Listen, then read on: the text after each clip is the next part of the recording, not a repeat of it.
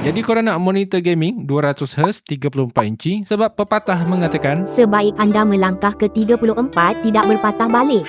ni gaming series untuk Philips 34M2C 5500Q. 34 inci VA panel, screen curve. Monitor ni boleh bagi korang hampir semua yang korang nak untuk gaming dan editing. Dengan display 34 inci ultra wide memang sinonim dengan game-game macam simulation, racing, open world, RPG. Tambah pula skrin dia curve memang lagi imersif. Dan untuk editing, even korang buka semua tab dalam satu masa, timeline dia masih lagi luas. Boleh multitasking sambil editing, buat research. Dan untuk panel, fast VA panel dengan deep contrast boleh bagi visual yang cantik tanpa perlu banyak korbankan performance untuk gaming. Dan dia support 200Hz refresh rate yang bukan saja sedap untuk buat gaming, even korang nak scroll atau browsing pun syok. Dan aku rasa bonus lah untuk editing. Dengan adanya sRGB mode, korang boleh cuba dapatkan produk yang hampir accurate dengan apa yang korang preview. Untuk Philips Gaming Series Evnia 5000 series kira sweet spot untuk pocket. Dan dari segi ergonomik, design dia pun lawa. Dengan warna grey untuk casing, nampak minimalis gaming design. Dia ada macam pattern geometric, maksimum tinggi 21 inci